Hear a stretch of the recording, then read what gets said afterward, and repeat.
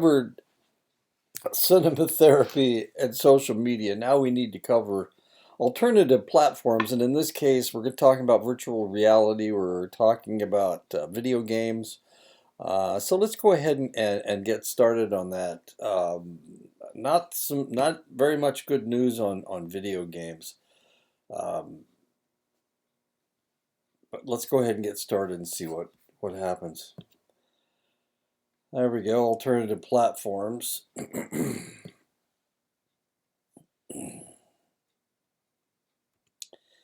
Well, there's much debate about the first video game, mostly over what criteria to use to constitute a video game. The first endeavor that looked like a video game was called Tennis for Two by one of the scientists working on the Manhattan Project, Willie Higginbotham. The Manhattan Project, of course, had to do with the atomic bomb, or the development of the first atomic bomb back in, the first atomic bomb was dropped in 1945. The Manhattan Project started in 1942. The game very much looked like the future Pong, but since it was never developed further or manufactured commercially, it is mostly known to technological historians and gaming geeks because it was not available commercially. The first video game to find a large audience and be available beyond a single exhibition was Space War. It was initially developed by three students at the Massachusetts Institute of Technology, Stephen R. Slug Russell, J. Martin Grates, and Wayne Wittinen. 1962, Space War allowed two players to control dueling spaceships and attempt to shoot each other with torpedoes while orbiting a black hole. Space War played using a cathode ray tube display and custom-built controllers on the Digital Equipment Corporation's PDP-1 computer. Also featured a score display. This and other competition-oriented features ensured that Space War was a hit. This is in 1962. Now you may think that was like forever ago. Well, that was 2 years or 20 years after World War II. And 10 years after the Korean War. Within a year of its 1962 demonstration at the Massachusetts Institute of Technology's annual Science Open House in May of 1962, copies and variations of the Space War program began to emerge at research laboratories across the United States, and the game was being played not only on PDP-1 computers, but on other computers that used a cathode ray tube display as well. What's a cathode ray? The old television sets used to be, the reason the televisions worked were because of cathode rays. So how big is a cathode ray? Well, it's deep. So whereas we have flat screens now, at that time, all televisions had a cathode ray, and cathode rays were about 2 feet deep. That's how big they were. So there was no miniaturization. They used tubes, and they used cathode rays. So old television sets, you probably or potentially have seen them, old television sets were heavy and large. And you could fix them by taking out the tubes in the back, not the cathode ray tube, of course, because it was too big. That was your screen, and they were green. As interesting as that is, well, it doesn't show how deep it is. That's the first Space Wars game, right there. Well, the actual Space War game, as originally programmed, could not be commercialized because it was played on expensive research computers that were usually inaccessible to the public. The first coin-operated arcade games were both adaptations of Space War. Galaxy, a one-of-a-kind arcade unit that debuted on the Stanford University campus in Palo Alto, California in 1971 and was the first coin-operated video game and Computer Space, a mass-produced coin-operated arcade game released later the same year throughout the United States, 1971. So what is 1971? 1971 was the year I graduated from college. 1971. So Vietnam War started in 1965. It ended in 1975. So 1971 was 4 years before the war ended, and it was kind of in the middle of the Vietnam War. Most of the fighting in Vietnam ended in 1973, but we pulled out in 1975. And there you go, Galaxy. This is the Galaxy game. Started in 1971. You can see it's got two joysticks. Therefore, whatever early device is credited as the first video game, there's no debating that Space War accomplished two milestones important to the scalability of the video game as a mass medium. It was the first video game to be played on more than one machine, and the first video game to be adapted for commercialization. In 1972 saw the release of the first commercial home video game console, the Magnavox Odyssey, which featured sport and shooting games among its game titles. The Odyssey console used light signals combined with overlays placed on the user's television screens to simulate graphics, and featured predominantly sports and action games, though some games featured other simulations such as roulette. The popular Atari video computer system, the VCS, later renamed the Atari 2600 as later console versions were developed, was released with a game titled Combat that featured 27 combat games such as tank and biplane duels. And that's exactly what it looked like. My kids had an Atari. Later on, my son was born in 72. My daughter was born in 69. So this is into the 80s somewhere is when I bought them an Atari. Through so much technological advancement over decades, though, the video game industry's most popular titles remain heavily fixed on the themes of simulating sport and combat that inspired the first video game prototypes. The top 10 best-selling video games in the United States in 2013 included two games from the perennially popular military-themed Call of Duty franchise, Call of Duty Ghosts and Call of Duty Black Ops 2, as well as Battlefield 4, another entry from a popular military-themed series. Two more video games, chart-topping Grand Theft Auto 5 and Assassin's Creed 4, Black Flag, included combat simulation as a heavy component of their themes. Madden NFL 25 and NBA 2K14 represented annual releases from the sporting franchises. The annual entry from the popular FIFA video game series, a notable omission from the U.S. List, given its popularity in much of the rest of the world, with Just Dance in 2014 arguably something of a sporting simulation as well. Of the top 10 sellers in the United States, then only the console edition of Minecraft and Disney Infinity were not primarily action simulations of war, combat, or sport. And of course, Minecraft, they just made a Minecraft movie, that my grandson just thought was the greatest thing in the world, and my wife didn't. In 1978, two British computer science students at the University of Essex named Roy Trubshaw and Richard Bartle finished the first functioning version of a very different kind of game that they would continue to refine and develop through two more versions through 1980.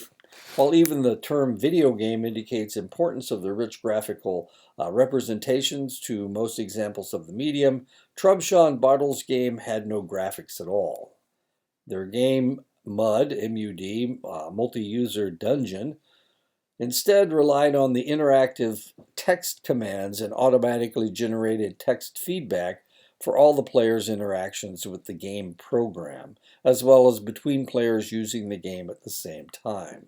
Like it would say, do you want to turn left or turn right? And you would say, I want to turn left. And then it would say, do you want to draw your sword or draw your axe and you would say, I want to draw my sword. It was that kind of a game. To play Mud, users connected to the game online by creating and logging into character accounts with names and statistics describing attributes such as stamina. Using these characters, which existed in the game solely as text descriptions like all of the game's other elements, players then navigated a vast game environment by typing commands to travel from location to location, interact with objects and features of the environment, talk to other players, and fight with both other players and computer-controlled characters. The game's program responded to the commands with text feedback such as descriptions of places, characters, and objects, as well as feedback describing the results of attempts to carry out actions such as picking up an object or attacking a foe. Aside from indulging in these game dynamics, players could also have conversations with each other via text, either privately or in view of other players. This is kind of like the movie Jumanji. If you have watched that and wondered exactly what was going on, it was kind of like one of these mud games. An inspiration for Zork and Colossal Cave Adventure was the paper and pencil dice-based tabletop role-playing game Dungeons & Dragons in 1974. Created as a partial adaptation of existing strategy war games, but with players controlling individual characters instead of military units, Dungeons & Dragons was the first commercial role-playing game and has remained a dominant fixture in the genre since. The popularity of Dungeons & Dragons themes and mechanics in mud games was perhaps predictable, considering that Dungeons & Dragons players were using online networks as a rudimentary communication tool to facilitate playing their tabletop games across distance even before mud was created. And if you've ever watched certain episodes of Big Bang Theory, they were playing Dungeons and Dragons. If you've watched Stranger Things, that group of individuals were playing Dungeons and Dragons before they got into all the rest of what was going on. The key source of thematic inspiration for Dungeons and Dragons was the famed work of J.R.R. Tolkien, a British professor at Oxford University who produced influential scholarship on topics such as the Old English epic poem Beowulf, who achieved much popular fame by penning best-selling fantasy novels such as The Hobbit and The Lord of the Rings. And this is the Lord of the Rings is a trilogy. The Fellowship of the Ring is the first in the series, The Two Towers, and then The Return of the King. You may have seen the movies, but it's the Lord of the Rings trilogy is what it is.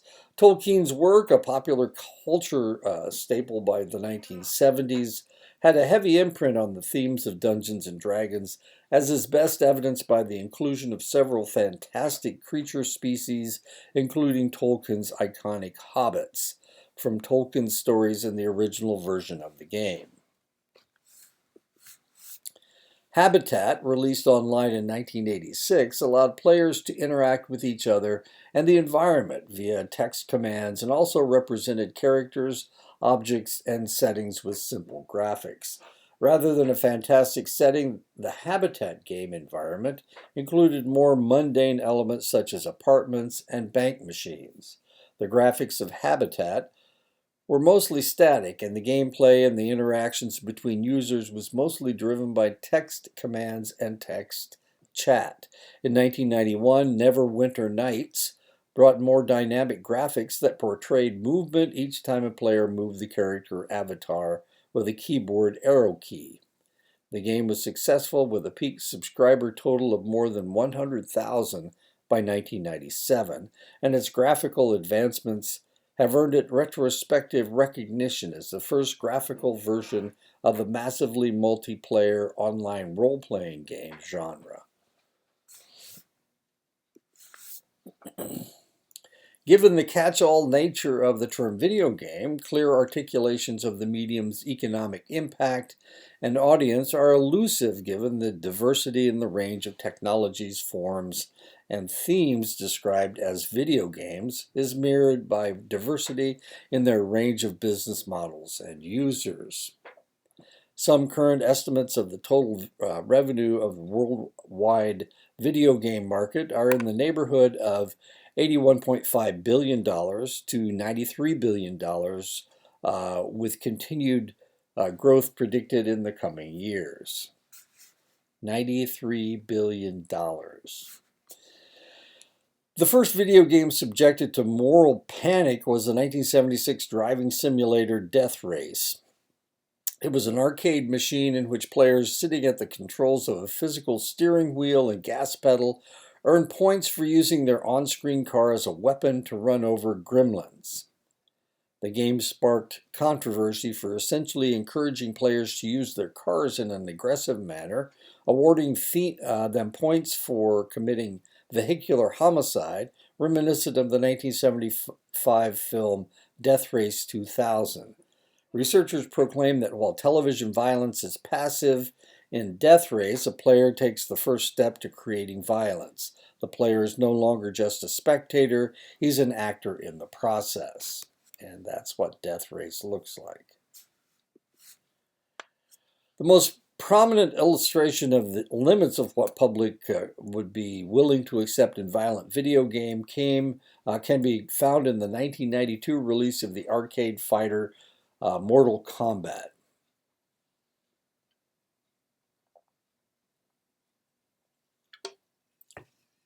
Mortal Kombat broke an implicit taboo about what was okay to put in video games, such as the game's use of motion capture technology to display realistic human body movement, the intense focus on blood and gore during in-game fights, and the not-so-secret fatality special moves where players could brutally kill each other through a series of beatings, beheadings, and disembowelments based on the talents of the gamer as well as their in-game character.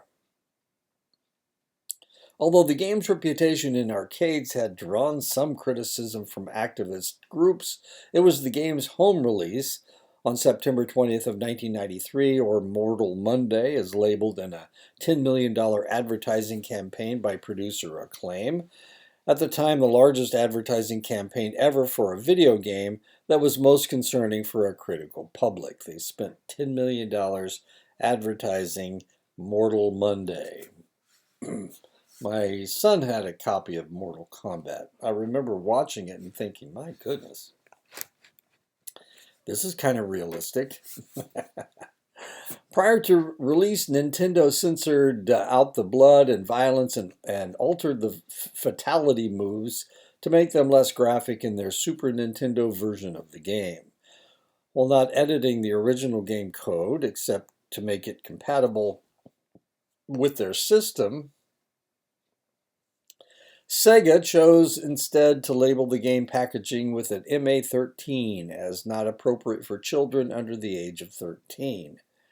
However, in the face of intensifying congressional scrutiny to answer questions about whether or not games were training killers and encouraging graphic violence, the two companies instead chose to debate each other's relative moral stance.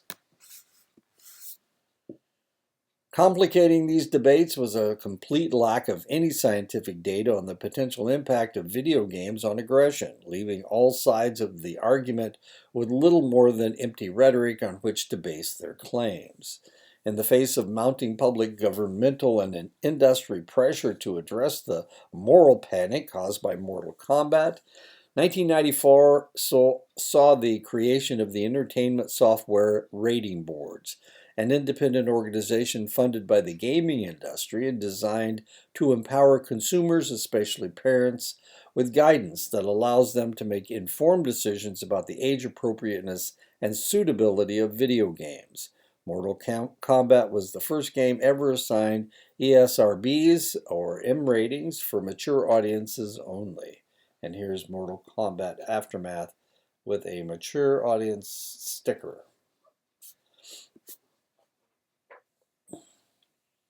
An established rating system did little to quell moral panics related to video game violence, and a series of high-profile school shootings in the United States reignited concerns that video games served as interactive murder simulations. Investigations into the causes of tragic incidents in Paducah, Kentucky on December 1st, 1997, and Columbine, Colorado, April 20th, 1999, by politicians implicated video games as a root cause. On the surface, linking violent video games to school shootings was a simple matter of observational deduction, given the increased popularity of the first-person shooting game in the 1990s. Games such as Wolfenstein 3D in 1992 and Doom in 1993 ushered in a genre of video games in which the player was effectively placed in the shoes of the main protagonist, a Nazi prisoner in the former and a space marine in the latter, armed with high-powered weapons and challenged with navigating a series of mazes and puzzles while being attacked on all sides by enemy soldiers and demons. Wolfenstein. As games gained in popularity, the content of games became increasingly scandalous, such as the most commercially and critically successful games in the medium's history with Grand Theft Auto. The 2001 release of Grand Theft Auto 3 popularized the sandbox genre of video games in which the player has the ability to navigate the environment as if it were real. In this game, players adopted the role of a criminal involved in any number of organized crime activities, from car theft to drug running, prostitution, and murder.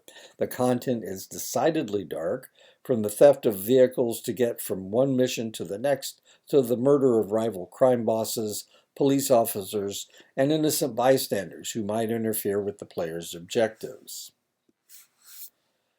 There were widespread fears that gamers would be a generation of fatties who never left the house, stereotyping the social unattractiveness and awkwardness of gamers.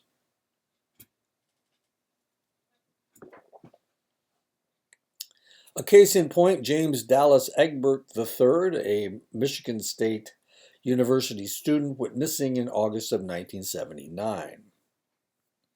Early fears about Egbert's disappearance centered around his fascination with the role-playing game Dungeons & Dragons, also known as D&D. Many early media reports suggested that he had taken refuge in the steam tunnels below the school to reenact scenarios from the game. It was later discovered that Egbert suffered from severe depression and had entered the steam tunnels in an attempt to commit suicide in seclusion. Following the Egbert story, scores of panics regarding D&D players as malcontents, incapable of discerning fantasy and reality, led to similar allegations in the United States and the United Kingdom.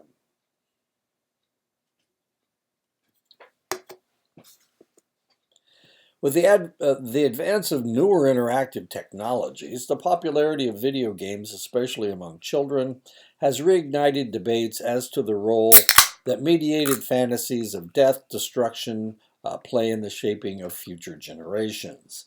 The current empirical record is by no means invalid, but rather in need of further refinement of research designed to better describe, explain, predict, and eventually control the results of the interaction between mediated content and human interactions with that content. Doing so requires us to better understand our research heritage, to seek areas of replication and extension. The legacy of fear of media effects is just that, a fear rooted not in science, but all too often in the moral panics of well-meaning researchers less committed to understanding a phenomenon and more committed to stopping it before it is fully understood.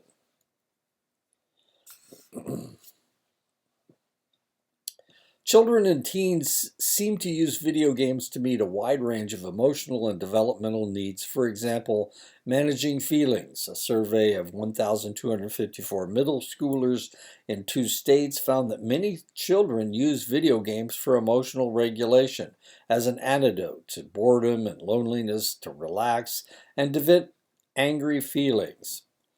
This response from focus groups with 13-year-old boys was typical. If I had a bad day at school, I'll play a violent video game and it just relieves all my stress. Many video games, especially online multiplayer games, allow players to safely experiment with new roles and identities. It's perfectly acceptable to play as a character of another age, gender, body shape, or species.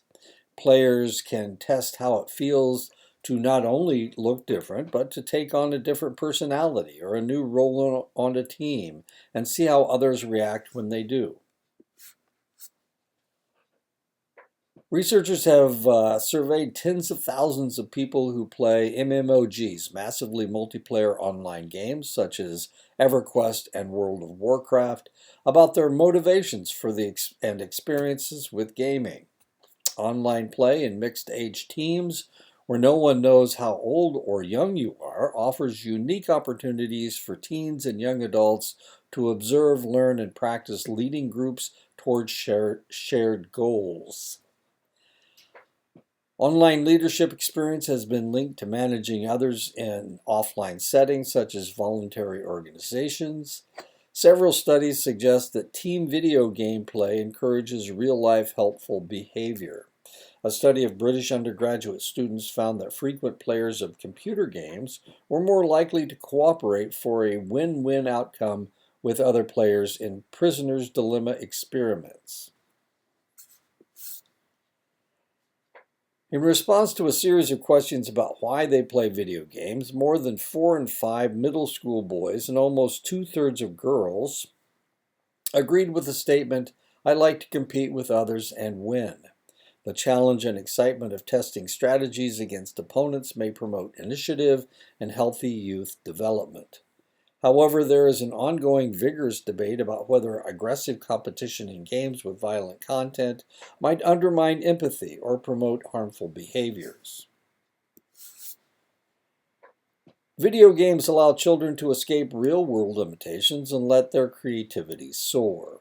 Boys in focus groups noted that over-the-top gory games are fun because I just love the fact that I know it can't happen. In a real world, there's limitations to what you can do. Games that allow modding, from customizing characters to designing buildings, maps, and more, let players express themselves in ways that would be costly and difficult in real life, and sometimes to share those mods with others. Players can also test theories or approaches, fail and try again without real consequences. And this is, of course, a giraffe riding on a motorcycle. You rarely see this in real life. In the 1970s, Walter Mischel began a series of experiments with preschoolers on delay of gratification. They were given the choice to eat a marshmallow now or wait, usually 15 minutes, until the experimenter came back from an errand and get 2 marshmallows. This turned out to be a wonderful way to measure frustration tolerance and the ability to wait for a payoff. In longitudinal studies, researchers found that those children who learned ways to distract themselves and earn the second marshmallow had a wide range of advantages over their marshmallow gobbling peers. They proved better at planning and thinking ahead. They were more verbally fluent, resourceful and attentive, they were less rattled under stress, and they were more socially outgoing. These gains persisted into adolescence. Seconds of marshmallow resistance time even statistically predicted higher SAT scores.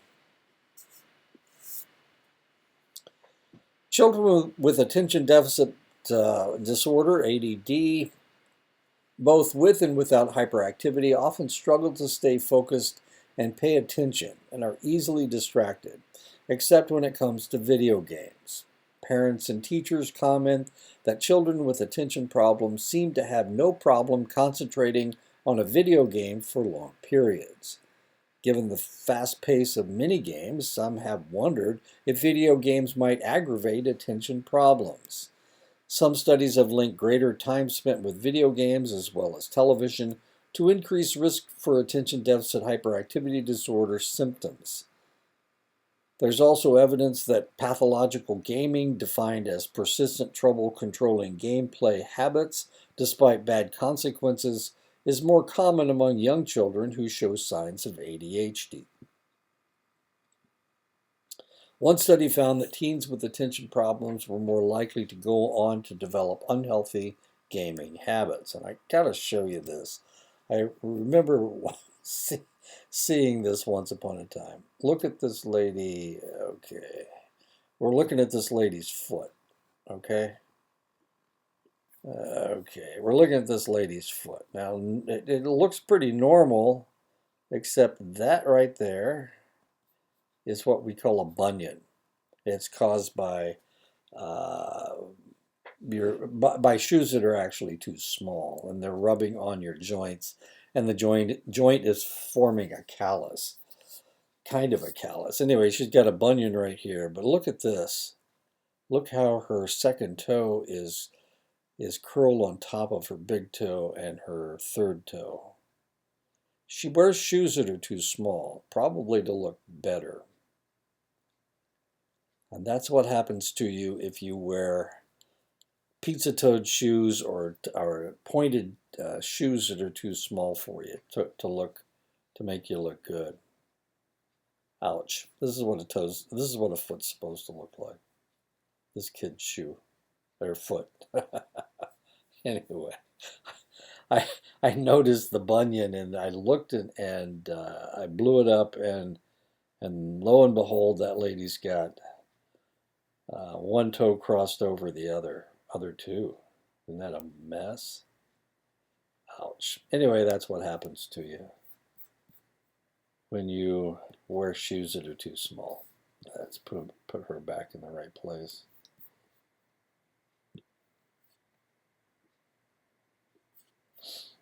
Shoes are really important to me. I have a really big feet, so I have a hard time finding shoes that fit.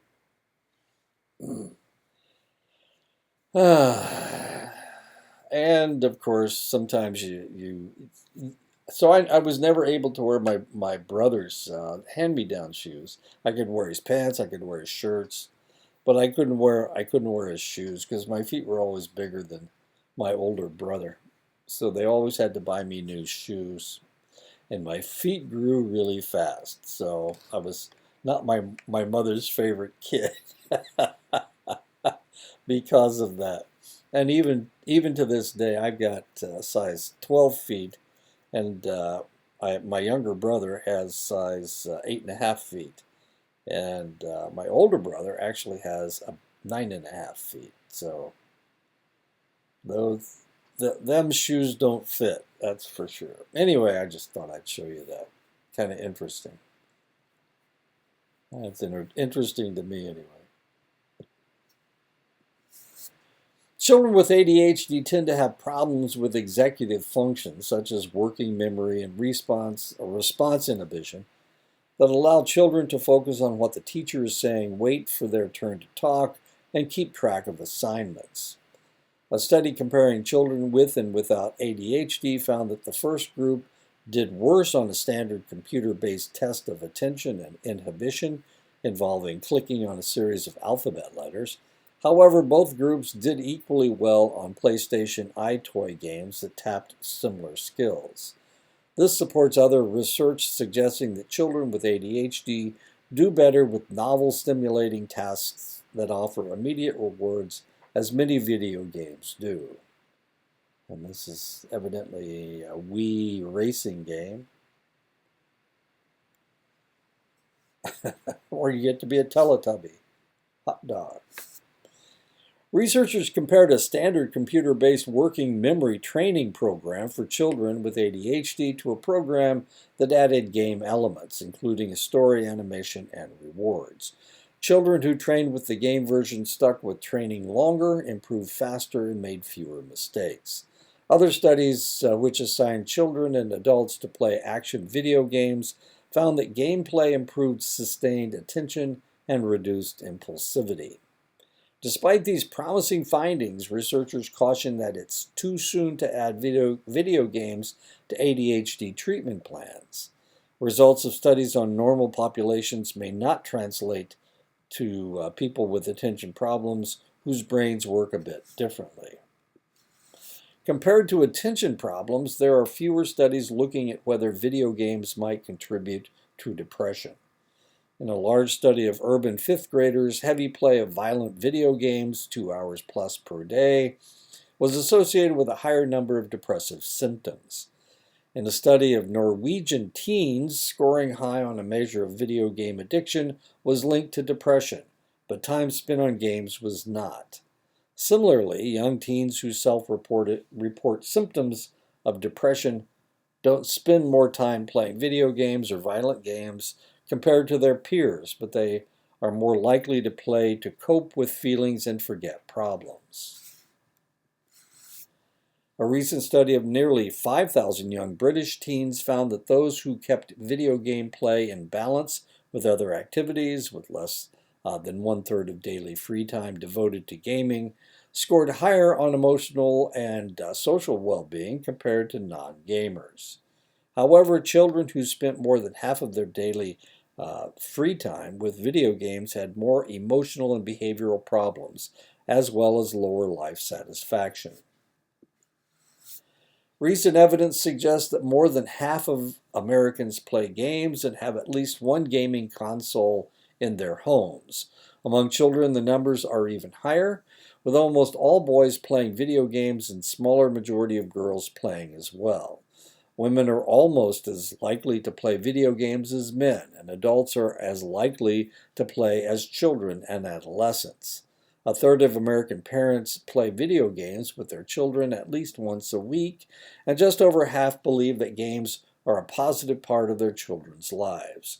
Games and gamers are ubiquitous. People play alone and together at home and on the move. All this time spent gaming has largely been at the expense of time previously spent consuming other kinds of media, in particular TV and movies. Nonetheless, people have often worried that gaming has caused serious problems for social interaction and physical activity and health. However, data from gamers themselves question whether such stereotypes apply to the majority of gamers. The socially isolated, physically inactive teenage gamer certainly exists, but she or he is an endangered species. There's lots of evidence that the young of many species play with each other and spend a lot of time engaging in generally fairly rough and tumble activities which seem to serve no obvious purpose.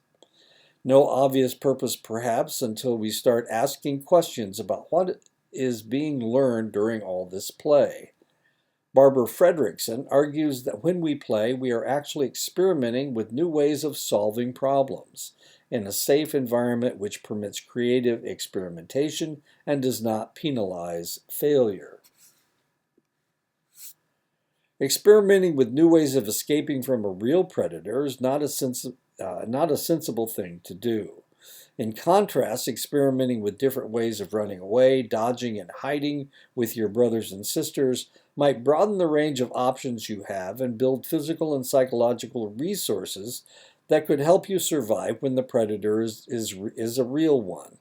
Fredrickson's broaden and build theory suggests that play lies at the heart of learning, and those individuals who play stand a greater chance of survival than those who don't, precisely because they have greater flexibility in the behavioral responses available to them. Now, I got to tell you that when I was teaching at Fort Belknap, I had a student that claimed that he knew how to kill a grizzly bear with a Bowie knife. Bowie knife is has an 8 to 12-inch blade. It's got a hilt. It's kind of like a short sword. Anyway, he claimed that what he would do, he would run at the grizzly bear and jump up and stab the bear on top of its head with his knife, and he could kill it. Now, the reason he thought he could do this is because he did it in a video game. Now, this is in Montana where they really have grizzly bears. So I always thought if this kid ever comes in contact with a grizzly bear, he's going to be a piece of meat. Anyway, I never convinced him, I don't think. But he was really serious. Even seemingly pointless activities such as tickling may actually serve an important function. Donald Black observed that the places where we are most ticklish, the neck, the sides of the body, the exposed soles of our feet, are also those which we might need to protect in an emergency. Tickling motivates us to escape while simultaneously making us laugh. It simulates an emergency situation in that we need to protect vital areas of our bodies from being attacked by an opponent who is not going to give up. Play and fun are inextricably tied up with survival. Like soldiers on the firing range, young organisms engage in safe but violent facsimiles of real-world fight or flight, life or death situations. So long as everyone knows it is a game with punches stopping short and teeth nibbling rather than biting, everyone benefits from the activity. Games can also be understood as meeting basic psychological needs. Video games can help us to meet basic psychological needs that are not always met through real-life activities, particularly needs for socialization, competence, and autonomy. One can inhabit the fictional universe of a video game in which, along with friends, one can seem to have a real and meaningful impact on the game world through one's own actions. This can be powerfully motivating. Konrad Lorenz reminds us that aggression is a drive, a naturally occurring behavior which helps organisms get what they need. While aggressive behavior may not be appropriate in many situations which face modern humans, and aggressive behavior certainly is an important issue facing society, we should not fall into the trap of believing aggressive responses are never appropriate. Aggression motivates us to acquire that we need achieve our goals and help defend what we have from others who aggress against us. An individual who lacked aggressive behaviors on which to draw in times of need would not pass its genes on to the next generation. There is a natural component to aggression, and aggressive behavior is not necessarily a negative thing, although it may be if overused or used maladaptively. What are the effects of repeated experience of aggression or repeated exposure to the aggression of others? There are two main responses to this question. Theories which focus on desensitizing effects of violence and exposure to violence state that repeated exposure to violence reduces its emotional impact and makes violent acts normal. If we live in an environment where, rightly or wrongly, we perceive violence to be normal, then there is nothing wrong with behaving violently ourselves. In this account, exposure to violent video games desensitizes people to violence, making them more likely to be violent in the future. Theories which emphasize catharsis view aggression and violence in much the same way as Lorenz, as drives which need to be discharged. The principles of catharsis is seen as a form of purging or purifying innate emotions and tensions, leaving us in a state of balance. Under these ideas, violent video game play represents a psychologically healthy activity, and indeed we might predict that it would lead to a reduction rather than an increase in real-life violence.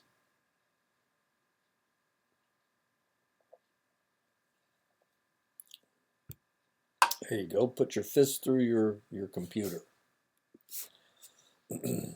Different researchers choose different measures of aggression, and these relate with differing degrees of effectiveness to the sorts of real-life behavior we are interested in. Sometimes the measure of aggression is not chosen by the researcher at all, but is simply already available.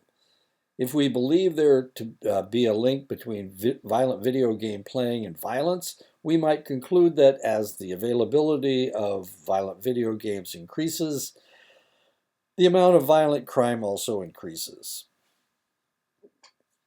Our hypothesis might lead us to predict a strong association between the two. As violent video games availability increases, so does violent crime. Patrick and Charlotte Marquet in 2010 argued that no one personality dimension makes a person vulnerable, but that certain levels in 3 of the big 5 dimensions, open to experience, conscientiousness, extroversion, agreeableness, and neuroticism, when present in the same individual, might be critical. Their conclusion is that people who score low on conscientiousness, low on agreeableness, and high on neuroticism may possess a pre-existing disposition to be negatively affected by violent video games. Such people tend to be fairly unconcerned about the feelings of others, are likely to break rules and not worry about convention, and experience strong emotional reactions to events. When exposed to violence or frustration, people who have this vulnerable personality may respond strongly and without concern for social rules or the feelings of others. There is a gene that affects the levels of an enzyme monoamine oxidase A, which is responsible for the breaking down some of the chemicals affecting transmission of information in the brain. About a third of the population has a version of the monoamine oxidase A gene, which means they produce lower levels of the enzyme. Such people are indistinguishable from those who produce normal levels of the enzyme, except when certain environmental conditions hold. Research examined the effects of monoamine oxidase A levels and childhood maltreatment on violent criminal behavior. Neither monoamine oxidase A level nor a history of childhood maltreatment had an effect in isolation, but in combination, the two accounted for a significant proportion of violent crime. There is a fairly clear and increasing evidence that violent video games do not cause aggression, but may interact with biological and psychological characteristics of individual people, making some more vulnerable individuals more likely to respond aggressively than before. And this is how we see things at this point. And that is the end of that. Next week, we'll talk about violent video games again. So I'll talk to you again next week.